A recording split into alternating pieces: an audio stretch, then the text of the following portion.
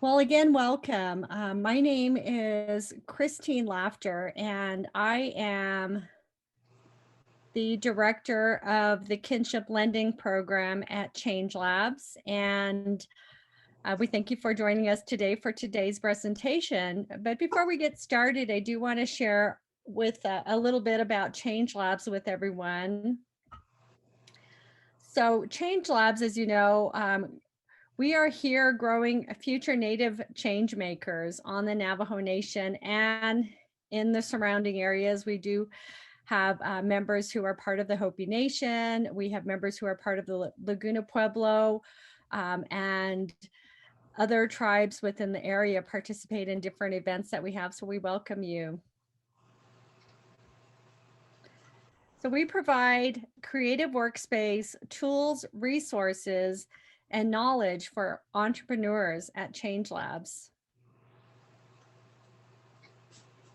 So we get individuals, entrepreneurs who come to our workspace and they ask the question, how do I start a business? And we have business coaches that are available for you on Mondays. And we have appointments open on Mondays from 11 a.m. to 4 p.m. And you can visit the nativestartup.org website and go to events to schedule an appointment to meet with one of our business coaches. Or you can schedule that and you'll see the information on our Facebook page as well. So we also have a business incubator at Change Labs, and we select 10 high potential Native entrepreneurs each year to help them start up and grow their business idea. We actually are starting a new cohort this year, and we're going through the process of selecting the 10 individuals who will be part of the cohort this year, which will be starting in, I believe it's in April, and we have another group going right now that will be graduating in July. And if you ever have a question about how do I create a website, we can help you with that too. We have a design residency program, and you can get help from one of our resident designers to come up with your webpage design. So again, you'll be able to meet with them. You go to the Native Startup page and go to events to sign up.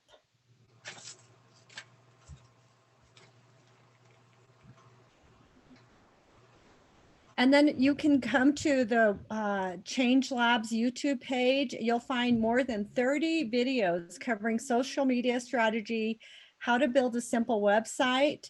Again, go to our nativestartup.org page and you'll find information on those different videos that are available there. How do I get help running my business? Well, we have a creative co-working space that's located in Tuba City. And right now with COVID and the situation with COVID, we are not open, but as soon as things start to open back up, we'll be able to allow people to come into the co-working space. We'll be, again, abiding by the CDC guidelines so that we can keep the number of people coming to the space to a minimum, but we do have people also available, and you'll find information about that on our website at nativestartup.org. And if you have any questions, Marcia Gray Eyes actually is one of our members of Change Labs, and you can contact Marcia. Her email is marcia@nativestartup.org, or you can contact me. It's Christine, Kristine at nativestartup.org. So just some ground rules for our webinar today. So just keep your, stay on mute until we get to the question and answer session. Type your questions in the chat, and the session is being recorded for YouTube. So if you know somebody who wants to join in, they're not able to make it, they can always catch this on the YouTube channel. So today we have our presentation on an entrepreneur's journey on the Navajo Nation. We have Miss Sally Martinez, who is from Kayenta, Arizona. She will be leading the presentation today. So I just want to welcome Sally. I personally have known Sally for over 30 years. Gosh, it seems like a long time. Well, actually, it was more like 25 years. I've known Sally. She was actually a customer of mine at Wells Fargo Bank when I managed the Wells Fargo Bank location in Kayenta. And I had the opportunity to meet Sally, and I've just really had a lot of opportunities to see her over the years at different events. And so she'll share more of that. But I do want to welcome you, Sally. So go ahead and you can introduce yourself and we will get started. Thank you, everybody, for your patience. My name is Sally Martinez, and today I'll be sharing a bit of my journey. So I currently live in Kayenta, Arizona, and I'm originally from Navajo Nation Monument, or otherwise referred to Patatican, which is near Shanto, Arizona. I'm born for the Salt Clan. No, I am Salt Clan, born for the Reed Clan, and my maternal grandparent is Bitterwater, and my paternal is grandparents are Mini Goats. That's how I identify myself as a Diné woman. So I'm gonna say in Navajo, Yat she ya Sally Martinez when she twin shit de Nasha Ado Yisi ya Navajo National Monument that Nasha Betat Akin da Hasne in Le Shant Tohopigate. She the Nensla Ado a look up, Bashichin do Twitch Itni a dashade as a slane a dashanala. I could a son and Ado de ya dish. Today I'm going to present myself. I'm going to be presenting my journey of being a self-employed individual. I'm the sole proprietor for Martinez Indian Arts. I've been in business 35 plus years. And I want to tell you, Martinez Indian Arts is a business that is mobile. We are a mobile business. We represent many artisans from different Native communities, such as the Navajo Nation, the Zuni Pueblo, the Hopi Pueblo, and we represent some great skilled bead workers from Fort Hall, Idaho, and they are from the Shoshone-Bannock Nation. My journey began when I was only 5 years old. There's an adage that says, bloom where you are planted. And I am, we were fortunate, and I still live, my parents still live at Navajo Nation Monument, to live near a park service. So back to Martinez, the Martinez Indian Arts, we sell baskets. I mean, the picture shows the baskets we sell. One thing we do as Martinez Indian Arts is we sell traditional, authentic arts. One is the baskets you saw on the slide. They are you'll see a couple wedding and ceremonial baskets and a lot of other designs that are more contemporary. And some of them are part of our emergent story. And then there's a basket weaver that's from San Juan Paiute. Her name is Roseanne Whiskers that I see, the butterfly basket. So I do represent different basket weavers, and they are authentic. The second thing we sell is traditional Navajo pottery. I buy and sell the Navajo pottery. And what I mean by traditional is the clay is actually dug from Shanto, Arizona. Grind it and sift it until it's refined. Then they mix it with lava cinder and they coil it up and burnish it with corn cobs and riverbed pebbles. And they are open pit fire and glazed with pinon resin. That's art, and it was used primarily for utilitarian back in the day. So now it's become a fine art.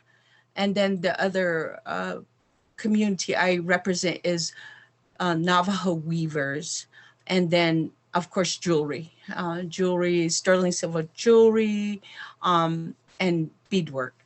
That's what Martinez Indian Arts consists of. We retail out of Kayenta, Arizona. So back to my journey. My mother was always very self-sufficient. She is a matriarch of our family and a rancher. She remains to be a rancher today at Navajo National Monument. A very strong woman I look up to. But as a young girl, she saw a venue, and we strung juniper beads, and I'd sell it every day. And in the evening, sometimes my mother would get the food ready, and we go sell at various ceremonies, squaw dances or yebiches in the winter. And then we found another venue, and we used to sell burritos and soup at the Peabody Public Coal Site. So my mom always instilled being self-sufficient. And now I look back in retrospect, she did plant the seeds back then. So that's how I started this business. And then when I was a young girl, I challenged myself to read license plates. And back then there was 1 or 2 license plates per state. So I would try and memorize. Then when the customers came up, I say, "Where are you from? What tribes live there? Is there some national parks there?" Or I would ask them many questions. And if they told me a tribe lived there, I would ask them what kind of art they do. So little did I know I was making a bucket list in my head. I found the want to go there. And so that's how I started as a sole proprietor as a very young girl and working for my mother. Okay, and next. So when I was young, about 13 years old, I started working in the shop, and my sister got a job, and it brought her an opportunity to lease the building and open her own shop. We ran into a wall at the time, and we found out that there was no loans for small businesses on the reservations. Our hands were pretty tied up. And so we started with very few jewelry, and my labor was free. I helped my sister for many years. For 10 years, I helped her in the gift shop.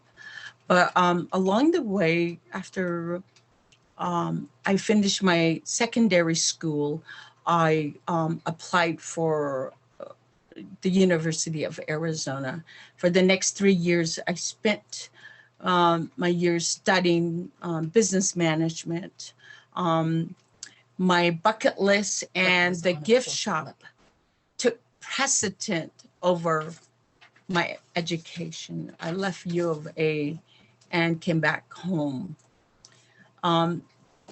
So that's what happened. And when my sister started the shop, she didn't know much about taxes, but we work ourselves. And so alongside it, I always was self-sufficient myself. I strung necklaces, now encompassed with other stones, semi-precious stones, turquoise, silver.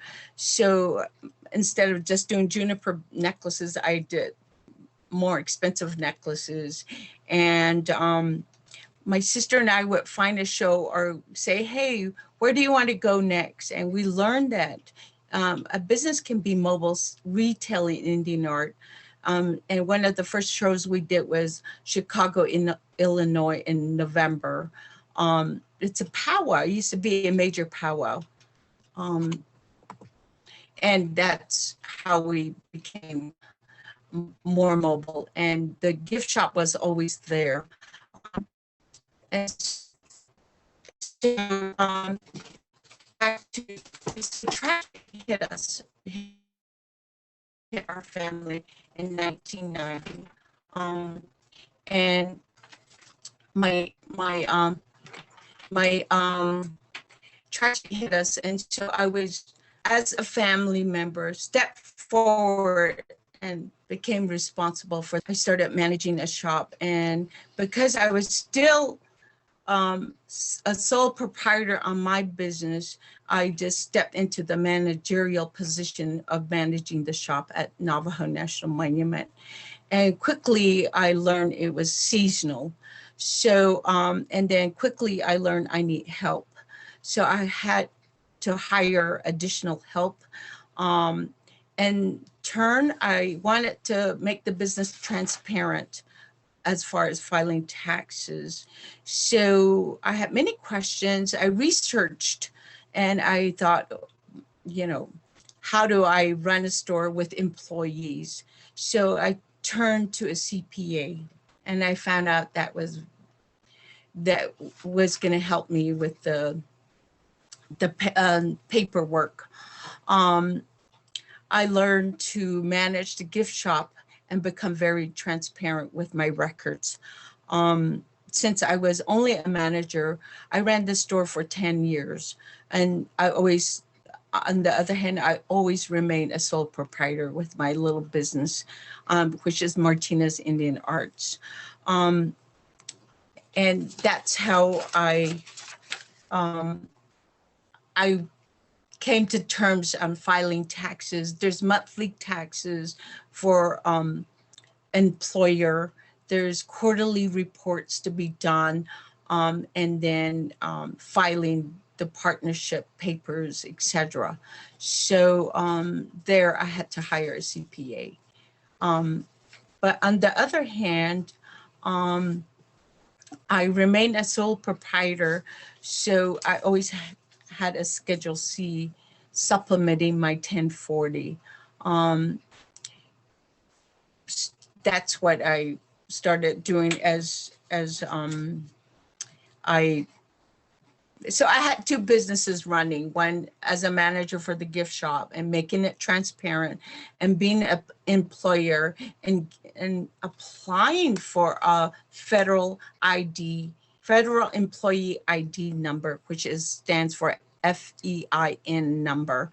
The CPA walked me through, and then turning over the rent to the Navajo Nation, and doing many various things to run a business.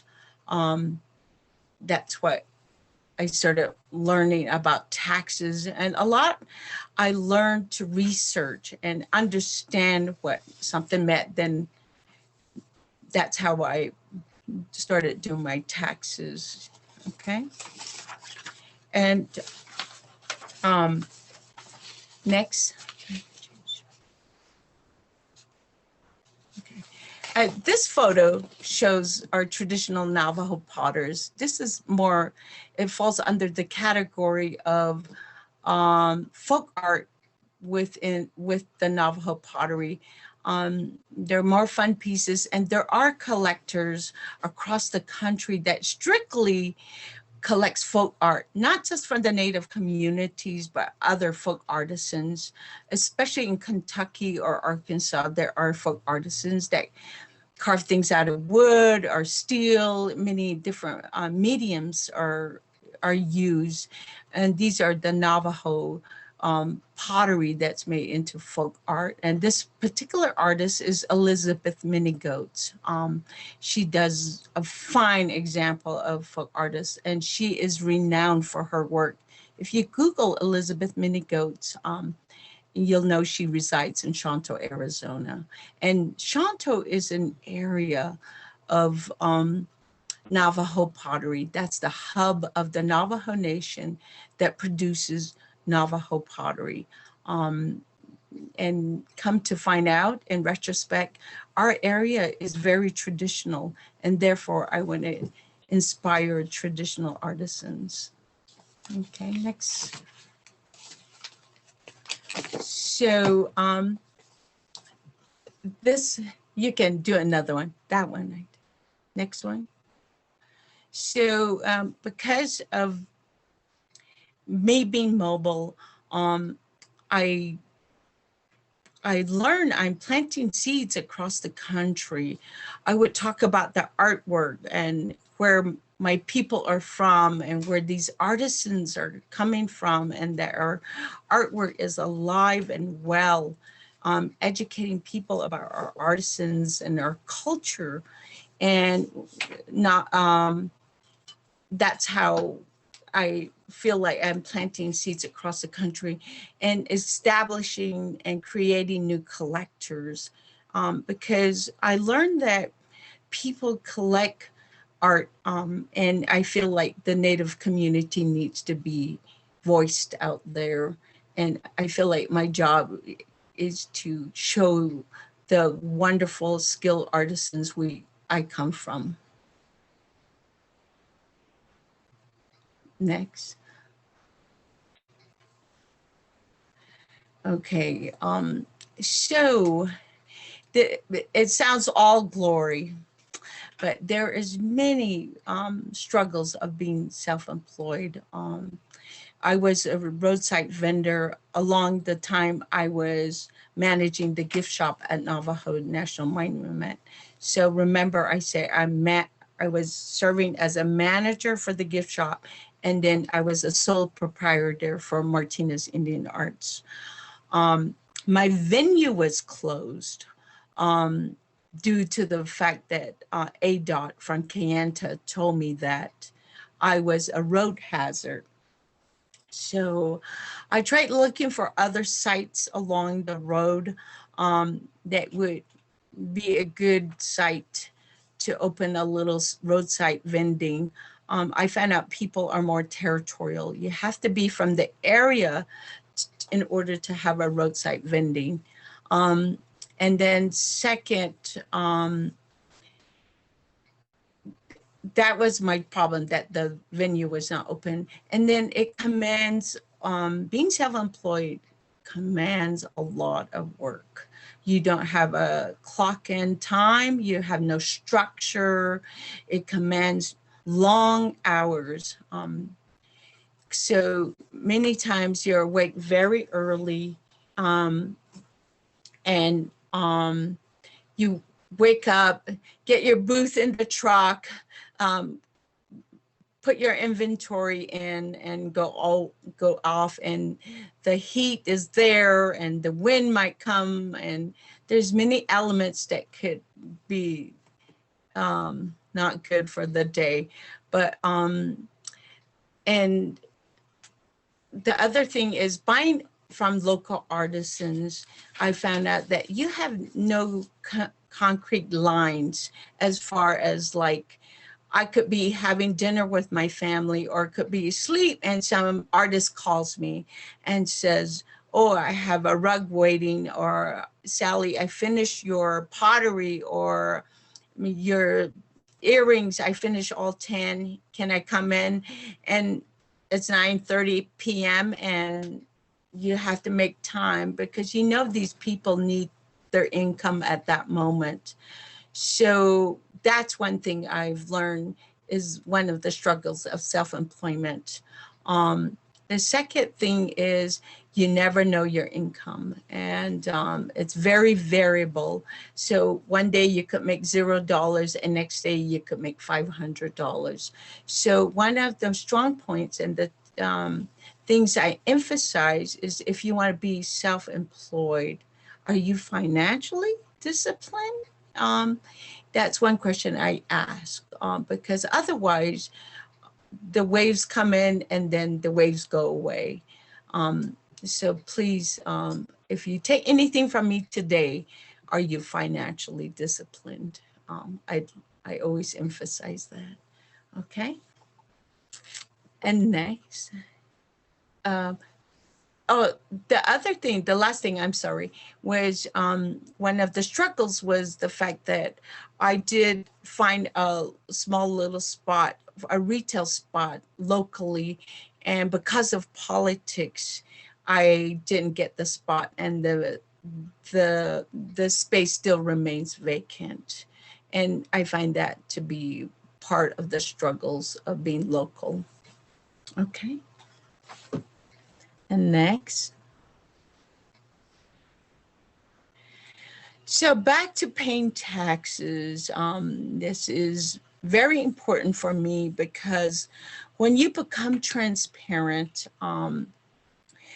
it opens many doors. And I want you to know that in my young years and starting to become transparent, I wanted to know if self-employment is a career.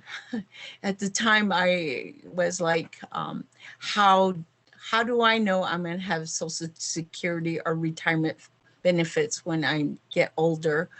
And it did intimidate me. It just, the material from IRS.gov was so overwhelming. There was a lot of fine prints, but you'll get through it, and asking questions and talking to people, and you learn, you just learn.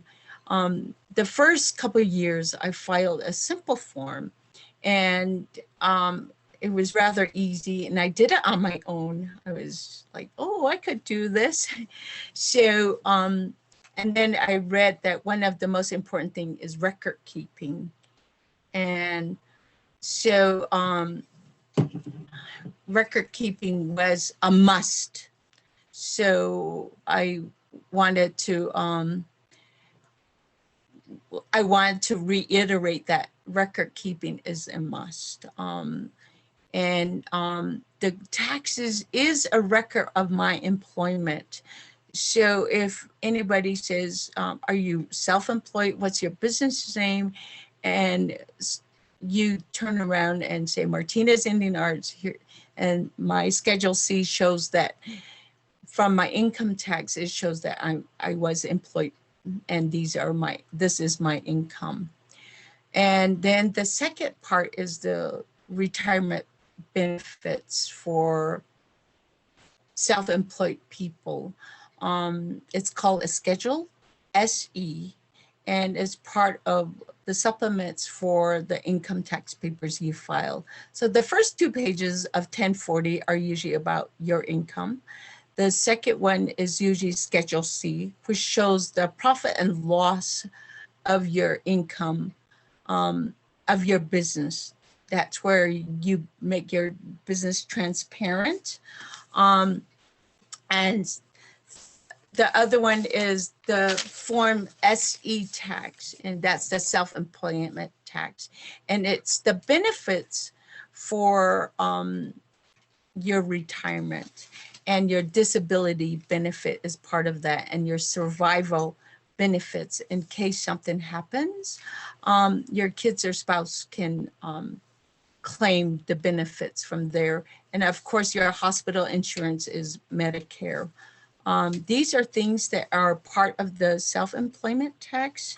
And that's why I learned why I pay taxes.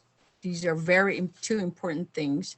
So next, I want to stress that self-employment tax is your Social Security tax. When you're employed, the employer does pay into your Social Security. And if you go to ssa.gov, you'll have a record of your Social Security, what you have paid into it.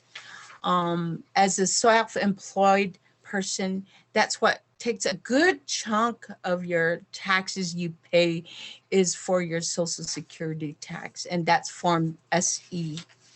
That's 15.3% is what you're paying into Social Security.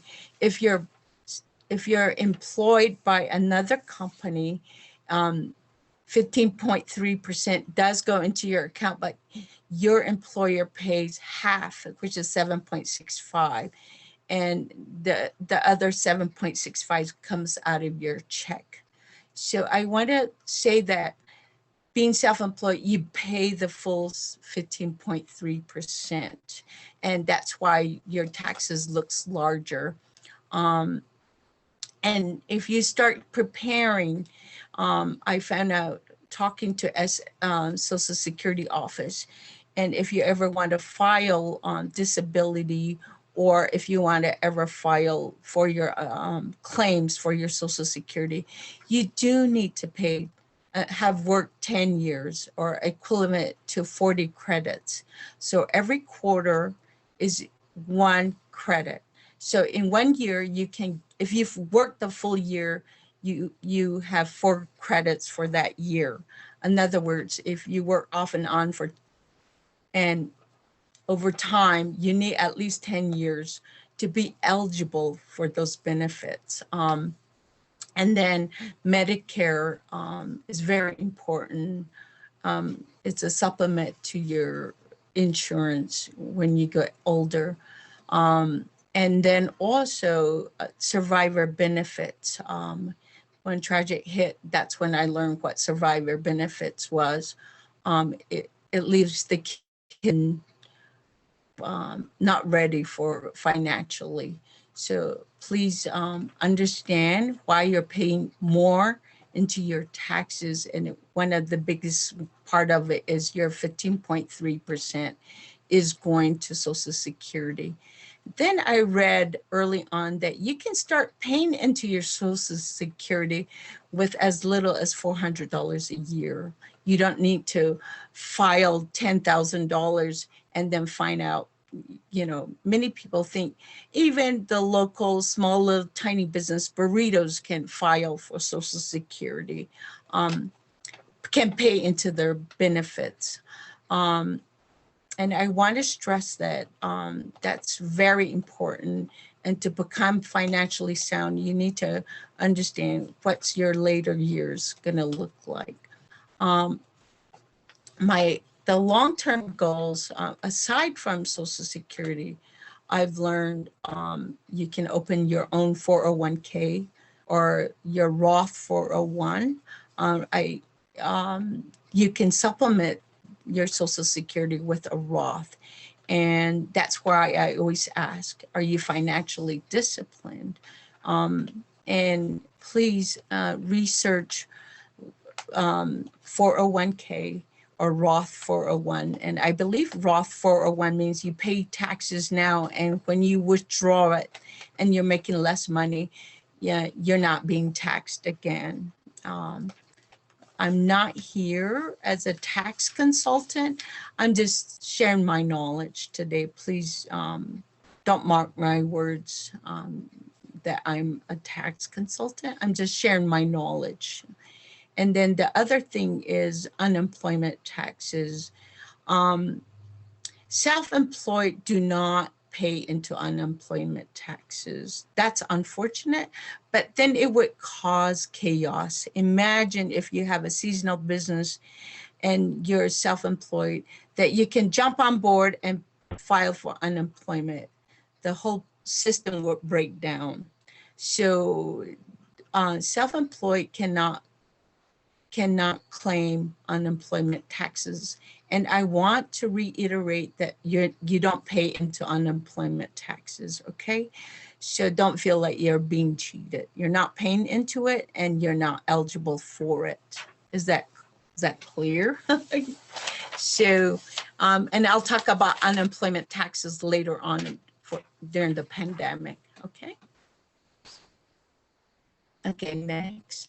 So these are the documents I've been referring to. The first one is, of course, the 1040, and there's usually 2 pages to it. Whether you join with somebody, you file jointly, and you plug all the other numbers and put it on that page. So the second one is your Schedule C.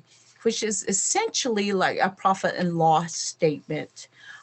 It will show you all the how much you earn, and there are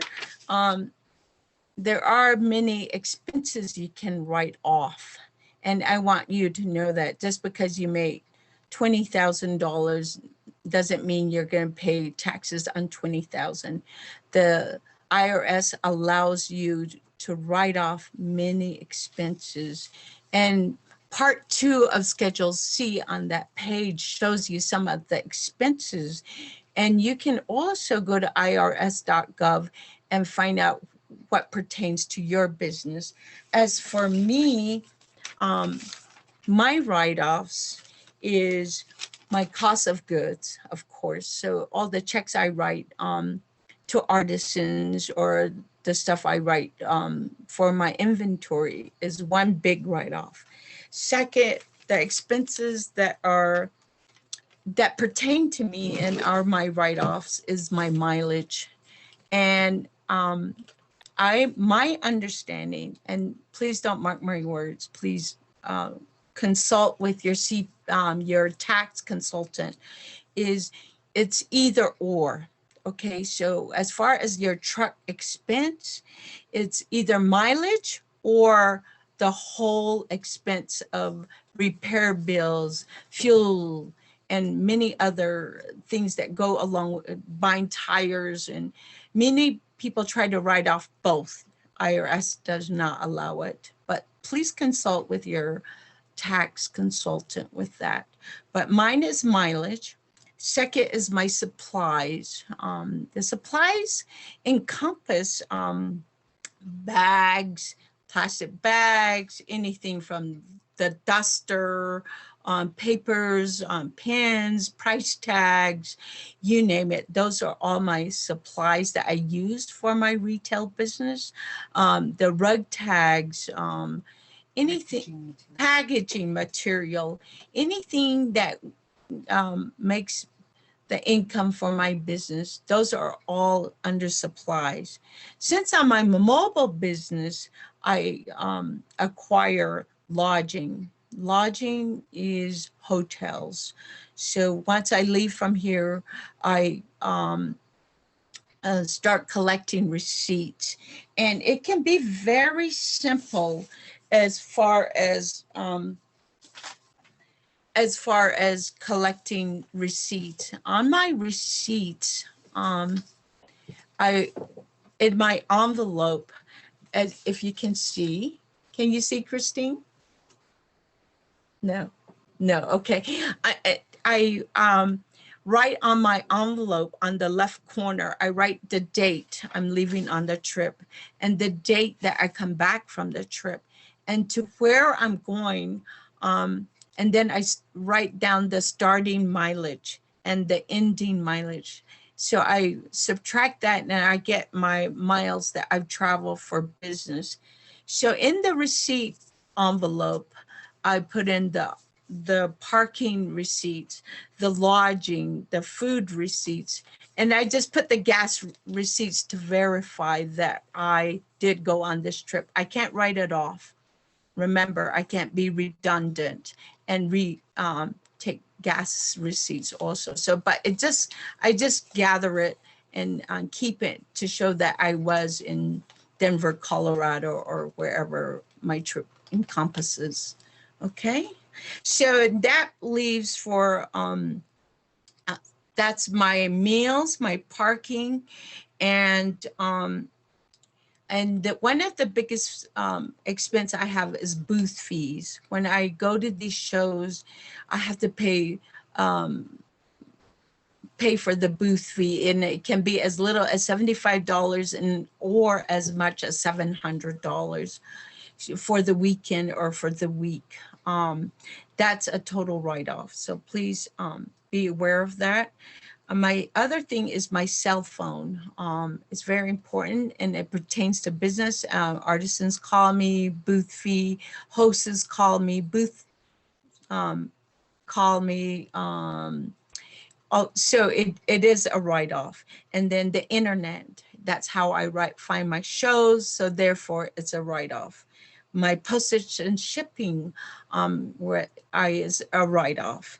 The other thing is my contract labor. It has to be under $600 or less. And I do hire brothers, sisters, aunt, whoever can help me with the booth. And the only time I can put them under contract labor is if it's under $600 for the year. If it's over $600, I have to give them a 1099 or put them as an employee. One of the biggest things is bank fees. Bank fees is fees that I have acquired from credit cards. I do, Martinez Indian Arts accepts credit cards. And I want to tell you, it's about 95% of my business. Accepting credit cards is amazing. I know many people do not accept credit cards.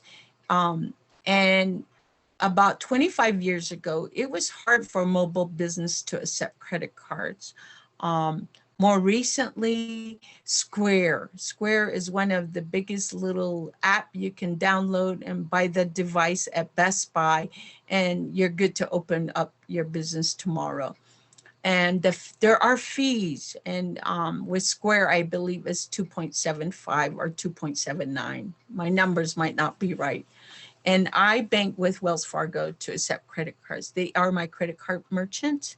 One, I wanted to build a relationship with them and show them my numbers. Second, I did negotiate with Wells Fargo about beating the 2.75 fee that Square was offering. So that's one of the benefits of being transparent. You can always show that you are self-employed and you have records.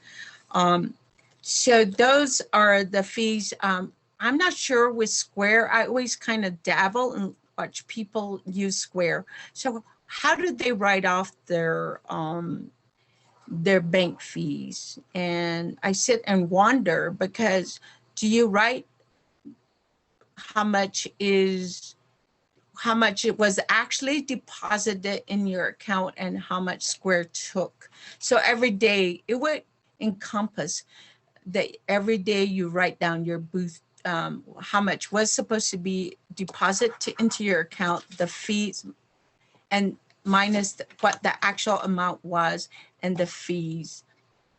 But and so I would say that's a little more work. With me and Wells Fargo, they at the end of each month, I get my statement and it shows the fees, and that's how. And I have 12 numbers for the end of the year, and I add that up, and that is a good write-off. It's one of my good expenses. Okay, so that is what Schedule C is about, my expenses.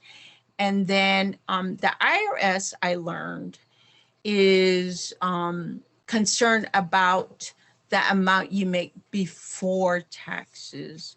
And it's usually more. So let's say you make $10,000. You'll pay maybe 18-20% of your income, or minus let's say you net income $10,000.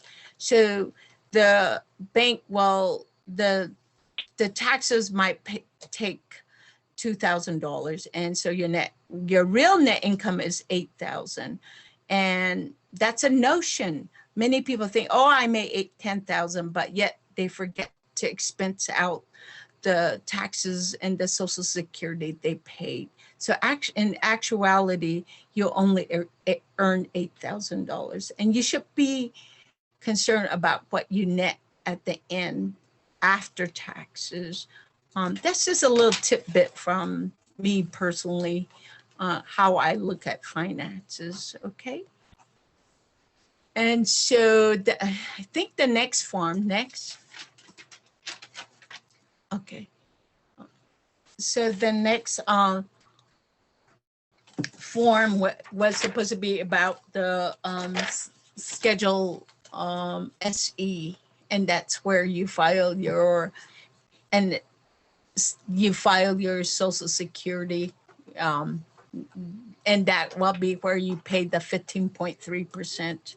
I'm sorry we didn't put that up, but that is one form that that supplements that 1040. So this brings to play how I see paying taxes has benefited me as a sole proprietor. So the one thing is there are deductions. You are not paying taxes on the gross amount, okay? So there are many deductions that you can write off. And so don't be afraid. So just because you make $20,000, you might have really made only $8,000 after you expense it out, and you pay on the 8,000, not the 20,000. And then the second thing that has benefited me filing taxes and becoming more transparent is the fact that it has opened many doors. I can go to a bank, I can go to a dealership, and one thing they ask for is, so you're self-employed. Now, where's your records? And remember, I say your taxes are your records, okay? So, and my question is, how many years do you need of my taxes? And sometimes they chuckle when I say, how many years do you need? So not only does the credit score come into play, but showing that you are self-employed and you're a small business owner, the taxes does show that that's what it's for. The other thing I've learned is it has made me very independent. I don't need a co-signer on many loans. If I need a loan, or if I need a grant, I'm very independent, but because I do the filing of taxes. Okay, and next.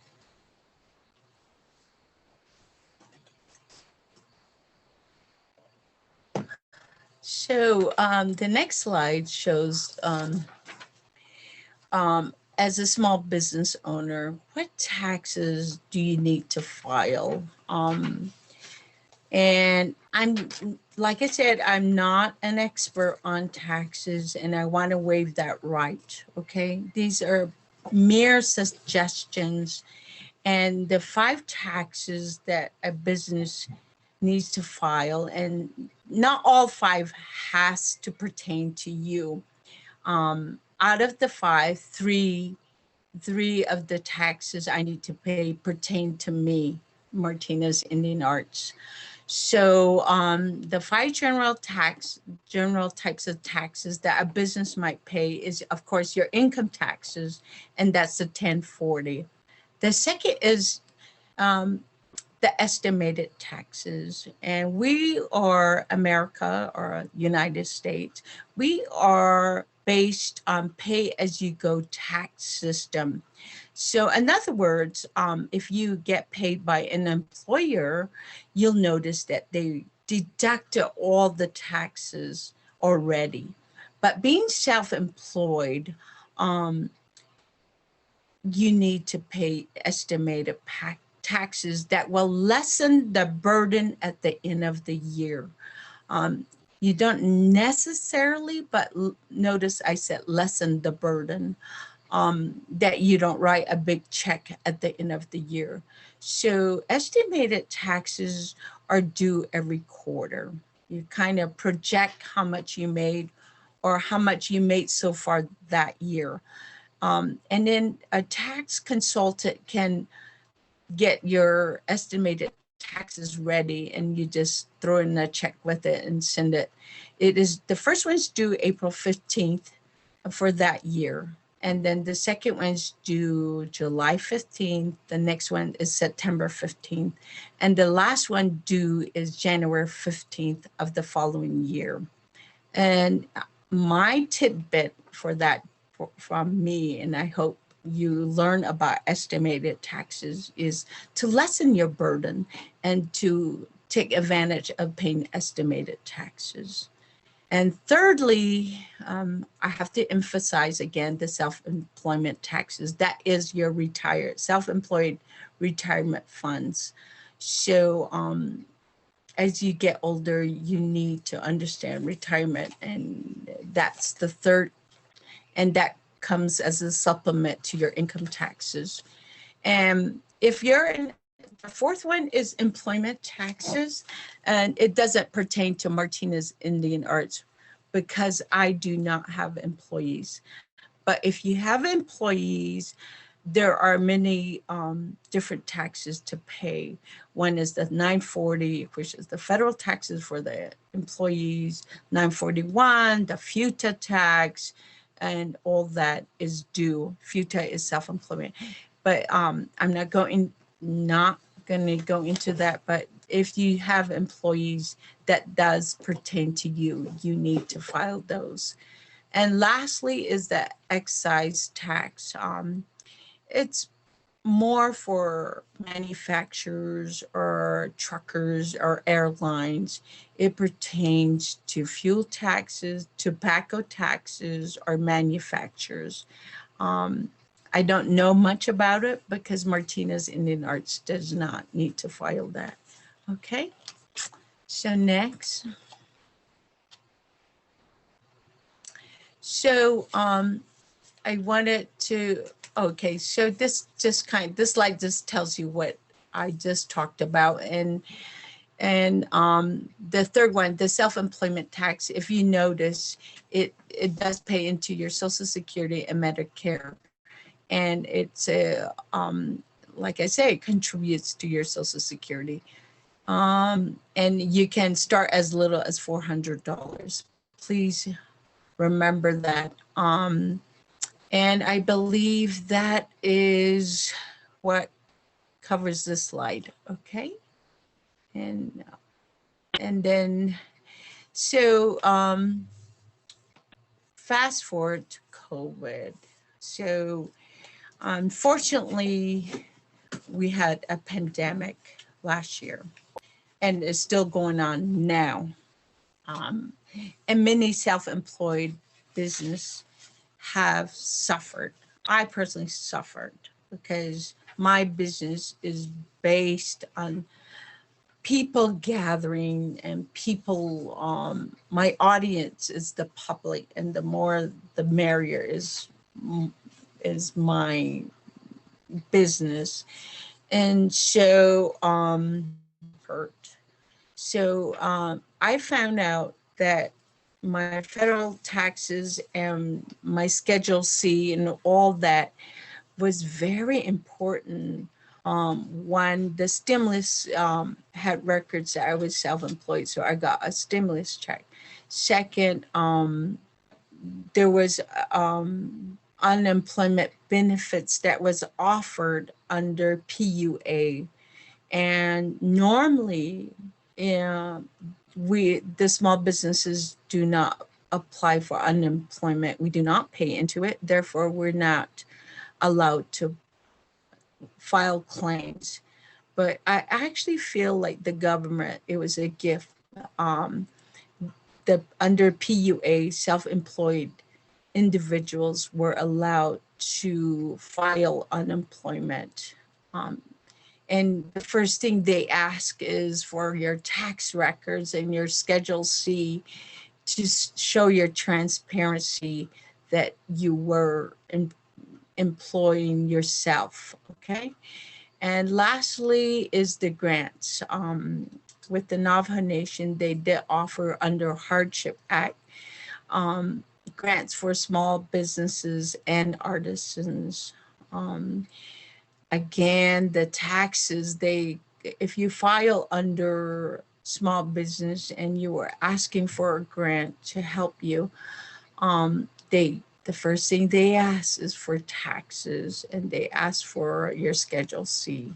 So transparency was a must. Okay. Okay, next. So this contributing to the community, I as individual, I do a lot of self-assessment and what are my goals of Martinez Indian Arts. Do I want to be a fly-by-night business, or do I want to sell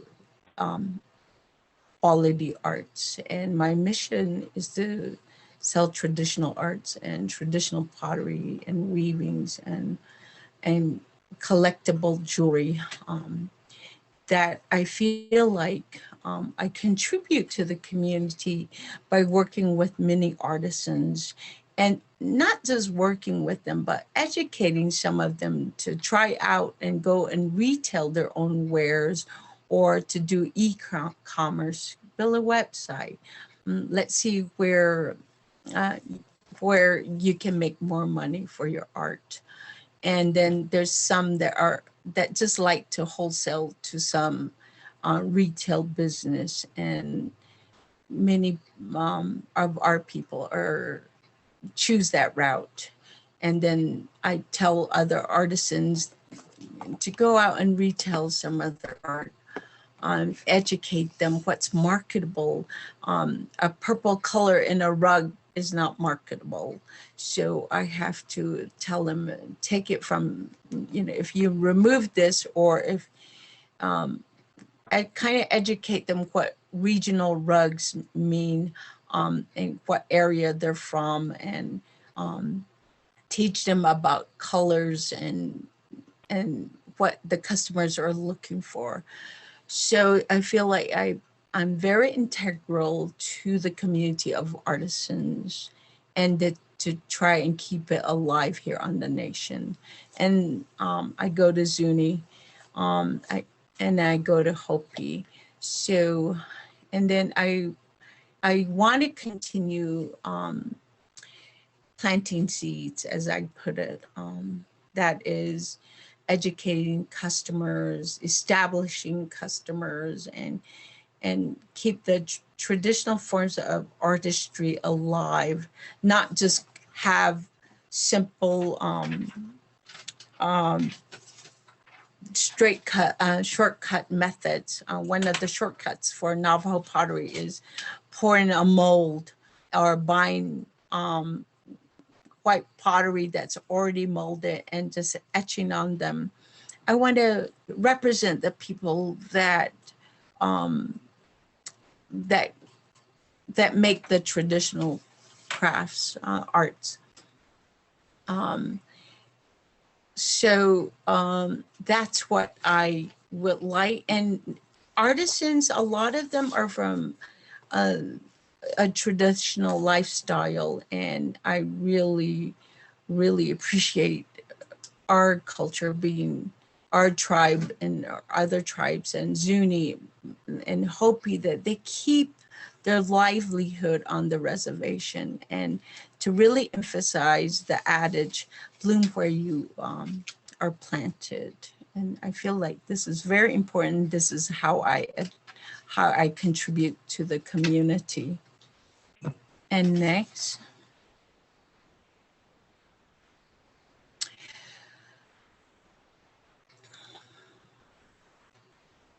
So I have served as, what do you call, maybe a trader here on the Navajo Nation. There's no trading posts, and the nearest one is Shiprock. Oh, no, I take that back. 71 miles is Tisnas Bus Trading Post to the east of me. And then there are retail shops at Goulding's Lodge. But I feel like our own people should be representing our own, so there should be a native-owned business owner, my dream is that that that there's more retail stores open on the nation. I really hope that whether it's me or not, that is one of my dreams, is to open a retail store. And it come to play is trying to get loans to build a building. And as you know, it's hard to get a loan on the reservation. We have no deeds or collateral that they can fall back on in case we default on the loan. And they cannot sell the building or retrieve the building since it's on tribal lands. That is one of the big culprits. So hopefully the tribe becomes more adamant about opening retail stores and having small business owners rent the buildings and stuff. And I do really hope for the many artisans, and I want to reiterate, artisans are self-employed small business people. And I want them to remain self-reliant and to keep their art and pass it on and know that this could supplement their income or become a livelihood. That's my dream, is for our people, whether they're Zuni or Hopi or Shoshone Bannock, that they keep the art alive. And it's a very strong part of our culture. And I just want you guys to know that I have become very fond, and I feel like I'm part of many families of artisans, and I'm so happy to be there if they have questions about any of their work or what's marketable. And so that's what I feel I hope to see. And then I like them to get more money for their pieces. And buying wholesale, we turn around and retail, and within the retail, we make a profit. But I want more artisans to become more direct contact with the customer. One of the best things I've seen, and I myself is trying to put up a website, and it does work.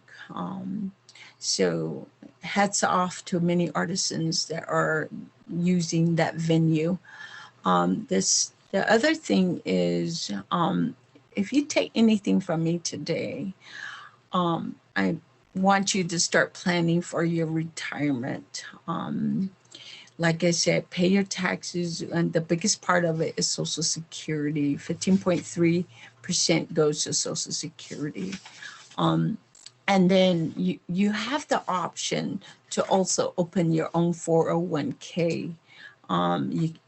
There's many ways to open a 401k, either through your financial institution or with the help of your kids. Maybe somebody can help you, or different brokers, stockbrokers. And then lastly, I want to tell you, my dream, a lot of small businesses might not support this idea, but the Navajo Nation is being cheated out of many sales tax, and we could be putting aside money for retail space for the small self-employed people. There is no enforcement. Small businesses alongside the road are not charging sales tax. And then we could implement a system just like the city or the state or the county. If we go off reservation, it is added on to our purchases. I was just calculating $1 million business. If we added all the businesses, small roadside, let's say it's $1 million, 60,000 would go to the Navajo Nation if the sales tax is 6%. So I would love to see that.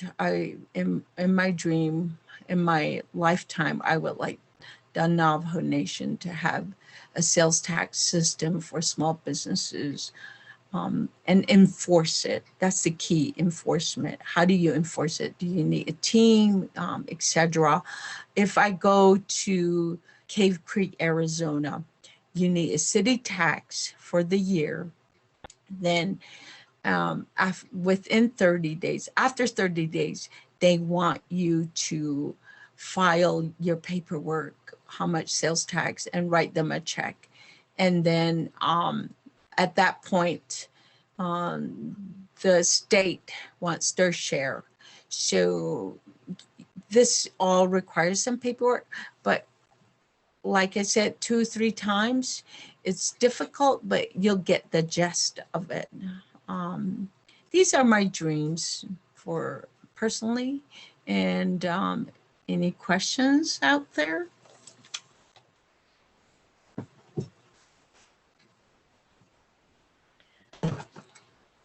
We are just about wrapping up. So if you have any questions for Sally, you can either type them in the chat box or you can ask her the question here.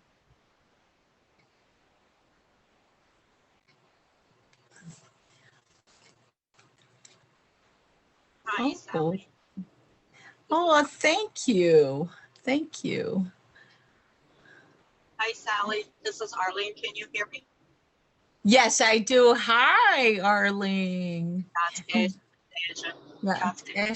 I have not a question, but and also contributing to your comments regarding retail spaces.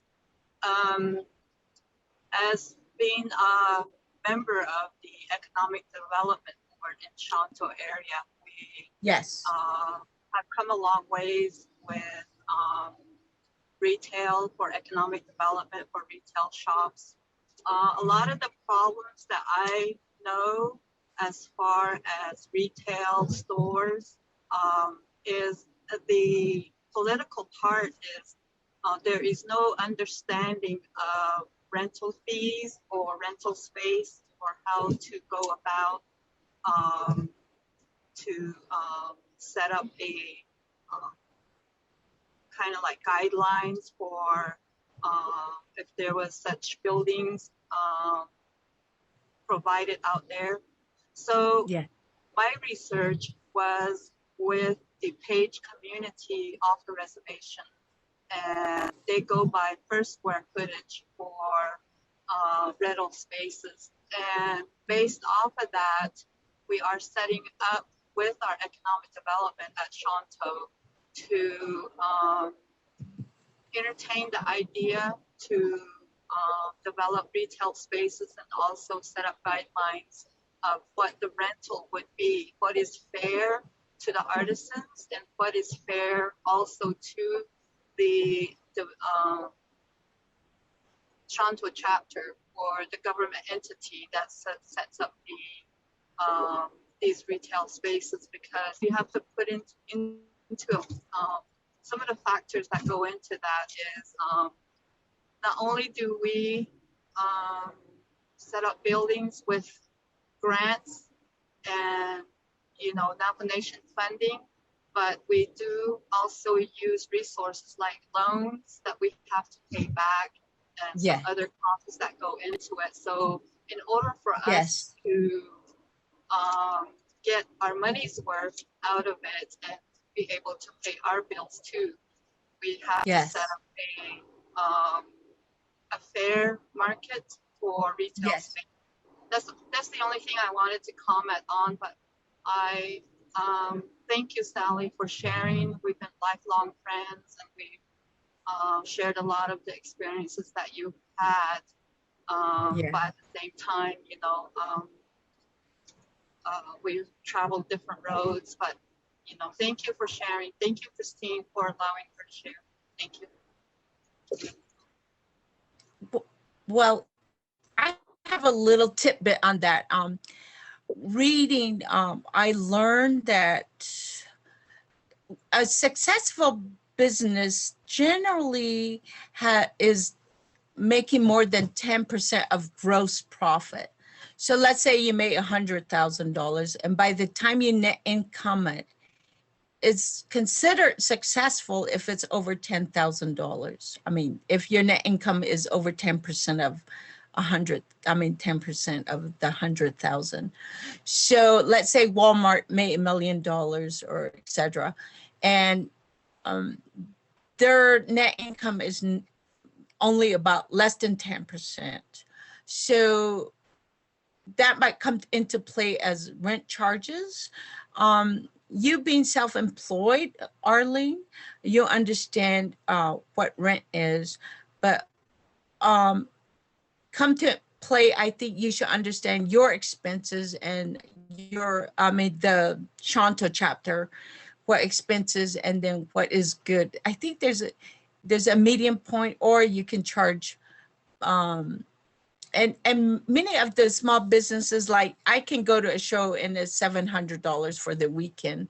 And really whoever wants to rent needs to understand and know that what kind of venue it is, location, what advertisement you're doing for, and what signage you have. And then also the business needs a longer term lease, not by the year. Then they can, because there's a lot of platform expenses to start. And so, yeah, if you have any questions further on, Arlene, I'd be glad to. And like the square footage is a good thing too also.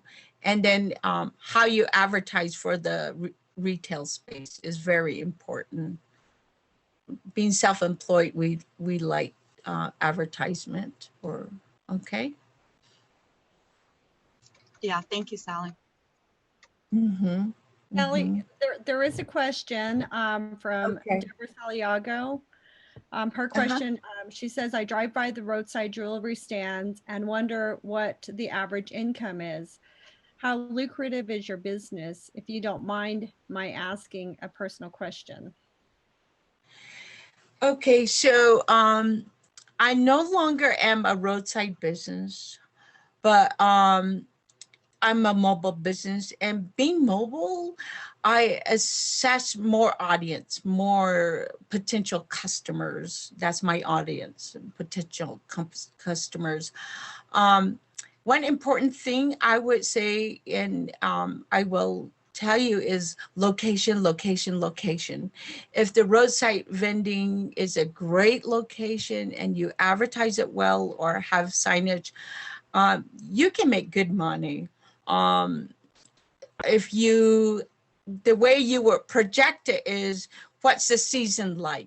So when is your high point? Is it from May to October? And if you go out to the road and you average how much you make in 30 days, you'll be surprised. And then when you net income it, you can make a good living, but it requires long hours and being financially disciplined. And then there's your dry times. When the weather becomes bad, you won't be set up. The winds might come, it might be snowing and raining, and there's a lot of off time. But it is, I've been there. I will tell you, depending where the location, make sure the location is very important. Okay, I hope that answers that question. All right, well, do we have any more questions for Sally?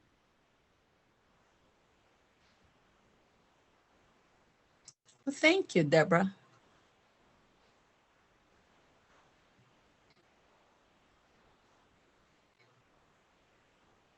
Oh, thank you. Yes. Okay, there's a question from Nat. She said, when starting up your business, did you face any challenges with having an established address? I know a lot of people on the reservation face this issue when starting a business and filing forms both federally and through the state.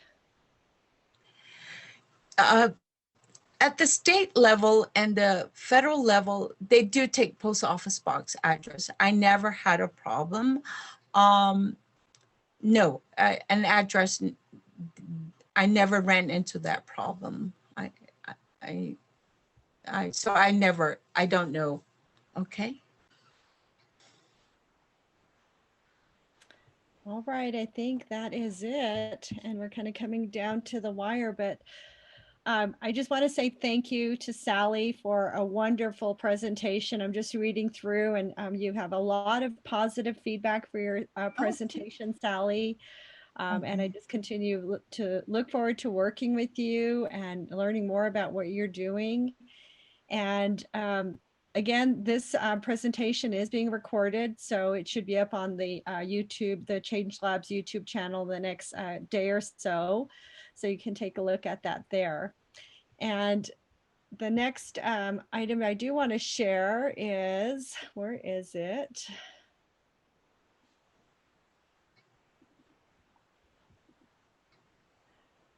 Oh, thank you.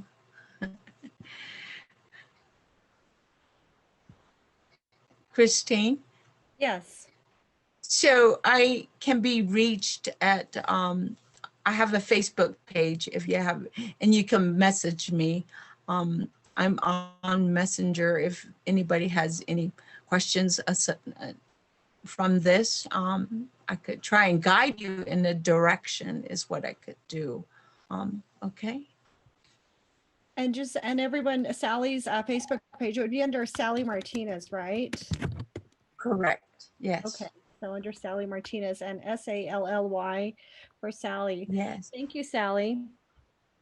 Yes. And I just want to share that the next presentation that we're going to be having in 2 weeks here at Change Labs is building your network, finding common ground, and facilitating new ideas. And that's going to be presented by Sherilyn Yazzie.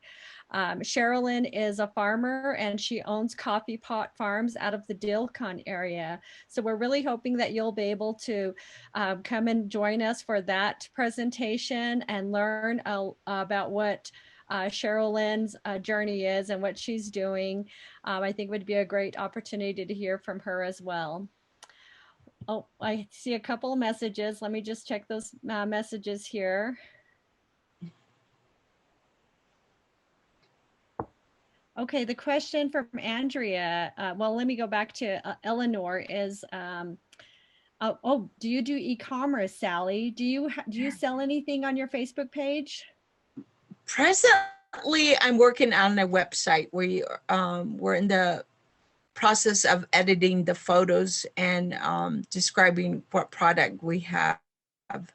And then we'll be on Instagram. Unfortunately, I don't have all the information right now. I think we bought the domain last night under GoDaddy. It's Martinez Indian Arts. And then my Instagram should be opening up soon, but yeah, thank you for asking. I'm just trying that market. Well, very good. Well, we'll look forward to it. It'll be fun. I'll definitely be joining your Instagram page, Sally. Another question from Adrian for me is, are there any classes available to assist us? Andrea, if you go to our website, nativestartup.org, you'll be able to go there and find the resources that we have available at Change Labs. I mentioned that we do have a co-working space available. Once things start to open back up, you'll be able to go to the co-working space. We have resources there. You'll be able to go to our YouTube, Change Labs YouTube channel. There are over 30 videos that we have on file there, and there's so many resources that you can go to and learn about on our YouTube channel. So go take a look there, and then just continue to attend these bi-weekly webinars. Andrea and everyone else, this is a great platform to learn what's happening here in in native lands regarding business, and we are here to support you at Change Labs. We definitely want people to succeed, and we want to be able to find new ways to help you to succeed. The other thing that we have again on Mondays is we have office hours. You can meet with a coach, and again, you can go to the Change Labs website to events to look and see what's available on those Mondays. So definitely a lot of resources. I look forward to when things do open back up, when we can do more networking and just meeting more of you face to face. But thank you so much again, Sally. I really appreciate it. And thank you for to all of you for attending our session today. Have a good day. Yes, my pleasure. Thank you.